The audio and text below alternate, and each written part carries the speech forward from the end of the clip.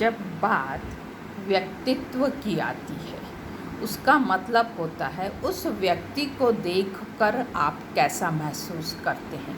साधारणतया जब हम किसी व्यक्ति से मिलते हैं तो हमें पता लगता है कि उसके चारों ओर का वातावरण कैसा है, उस व्यक्ति के माता पिता से मिले गुण यानी कि जीन्स उसे कैसे मिले हैं, उसकी परवरिश कैसी हुई है, वह बाहरी दुनिया से इंटरेक्ट कैसा करता है, मतलब कि उसका एटीट्यूड क्या है, उसका विचार क्या है, उसकी भावनाएं क्या हैं, एवं उसका आत्मविश्वास क्या है, कैसा है। यह सारे इन सब चीज़ों का मिला जुला व्यवहार हमें उस व्यक्ति में देखने को मिलता है।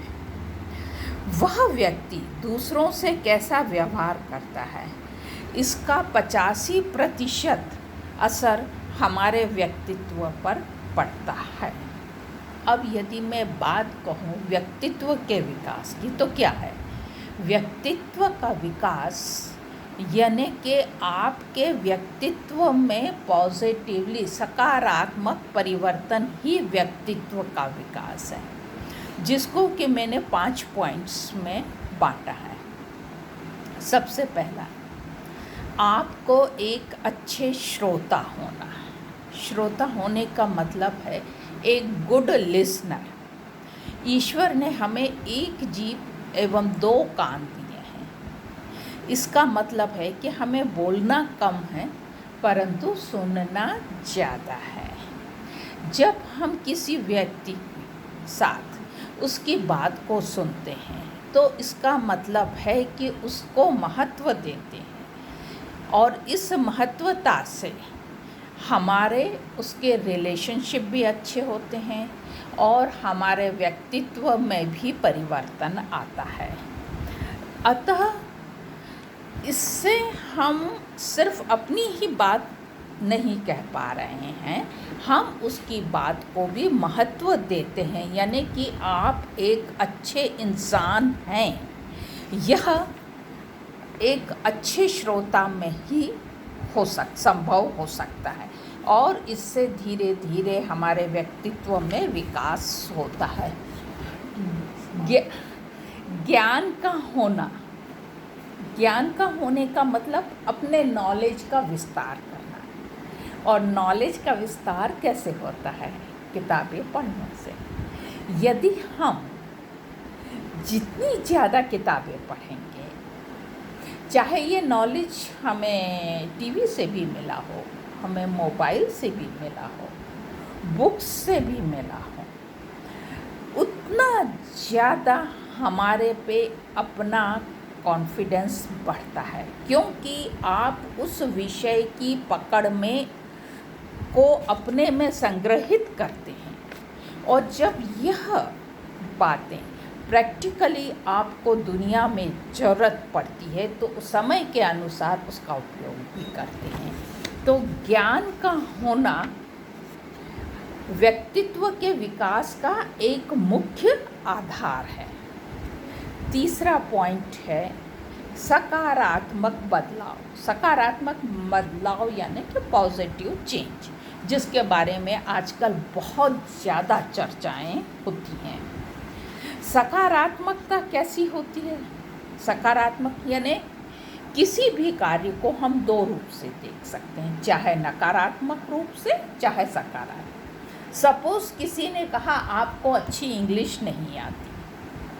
अब यदि हम उस चीज़ को पॉजिटिवली सकारात्मक तरीके से देखेंगे तो हम इंग्लिश सीखने की कोशिश करेंगे, और निगेटिवली रिस्पॉन्ड करेंगे तो हम उस व्यक्ति की बुराई करेंगे, है ना। तो हमें सकारात्मकता से 2 चीज़ मिलती है, प्रेम और खुशी।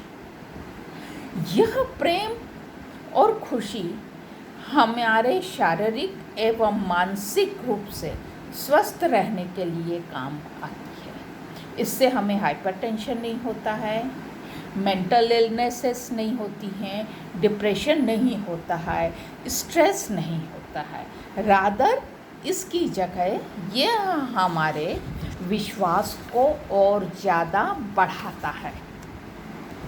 नेक्स्ट पॉइंट में जो चाहूँगी आप लोग को बताना वह है अपने आप पर विश्वास रखना।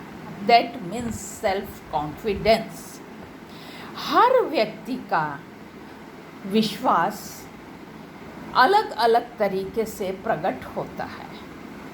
यदि आपने अच्छा ज्ञान अर्जित किया है, आपने अपने टैलेंट को अच्छे से बढ़ाया है, कई स्किल्स सीखी हैं, जैसे कि सपोज़ मैं लेडीज़ में कहूँ कि हमने बेकिंग सीखी है, कुकिंग सीखी है, कंप्यूटर सीखा है, या स्टिचिंग सीखी है, या किसी लैंग्वेज को हमने सीखा है, इससे आपके व्यक्तित्व में तो बदलाव आएगा ही।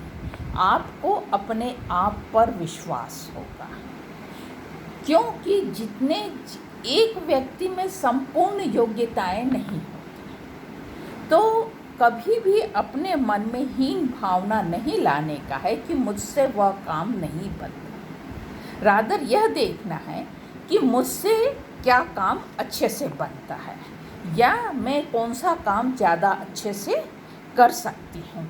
और यही बात हमें अपने आप के विश्वास को डेवलप करता है। अपने मन में कभी भी किसी प्रकार का डर लाना, लोगों से हट जाना, भीड़ से अलग हो जाना, कोई काम की जिम्मेदारी ना लेना, यह अपने आप के विश्वास की कमी झलकाता है। गुस्सा होना, दूसरों को दोष देना, उससे जलन करना, ये सारी बातें जिस व्यक्ति पे अपने आप पर विश्वास नहीं होता है, वही व्यक्ति यह सब चीज़ों की ओर जाता है। नेक्स्ट पॉइंट मैं जो बताना चाह रही हूँ वो निराश ना होना। निराश ना होने का मतलब, परिस्थितियाँ जीवन में कई बार बहुत विषम आती हैं, जिनसे निकलने का हमें रास्ता नहीं समझ में आता है। ऐसी परिस्थिति में अपने आप को कह देना कि यह काम मुझसे नहीं होगा, या मुझे इसका रास्ता नहीं दिखता है, यह ना करके आपके पास जो भी ज्ञान है, जो भी उपाय आपको समझ में आ रहा है, आप उसको ढूंढने की कोशिश करें। अपने सपने स्वयं देखें, अपने सपने दूसरों की आंखों से ना देखें। इस चीज़ का हमेशा ख्याल रखें। अंत में मैं एक बात कहूँगी कि अनुशासन होना। यदि हमारा जीवन अनुशासित है और हम निरंतर लगातार प्रगति को या अपने आप में पॉजिटिव चेंज लाने की कोशिश कर रहे हैं, तो हमारे व्यक्तित्व का विकास संभव है और हम पूर्ण रूप से अपने व्यक्तित्व का विकास कर सकते हैं। अब आदर्श व्यक्तित्व क्या है? आदर्श व्यक्तित्व वह कहलाता है जिसमें विचार, भावनाएं एवं व्यवहार सब में समन्वय हो।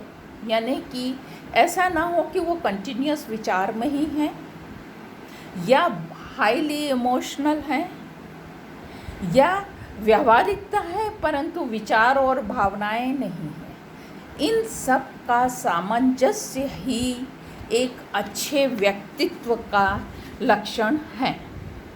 जो हम आजकल देख रहे हैं कि टेक्नोलॉजी के कारण कम्युनिकेशन स्किल हमारे यहाँ बहुत कम हो गई, क्योंकि बातचीत में जो व्यवहारिकता सीखी जाती है, यदि हम किसी कंप्यूटर के साथ कंटिन्यूअस इंटरैक्ट करते हैं तो हमारे में यह कमी होती जाती है और हम इंटरेक्शन नहीं कर पाते हैं। तो व्यवहारिकता तभी होगी जब हम बहुत ज़्यादा टेक्नोलॉजी पे डिपेंडेंट नहीं रहेंगे। संपूर्ण व्यक्तित्व का विकास तभी संभव है जब जीवन में हम निरंतर अपने विचारों में परिवर्तन करते रहेंगे, अपनी भावनाओं को उनके साथ जोड़ते रहेंगे और उन्हें अपने व्यवहार में भी प्रदर्शित करेंगे। Thank you very much.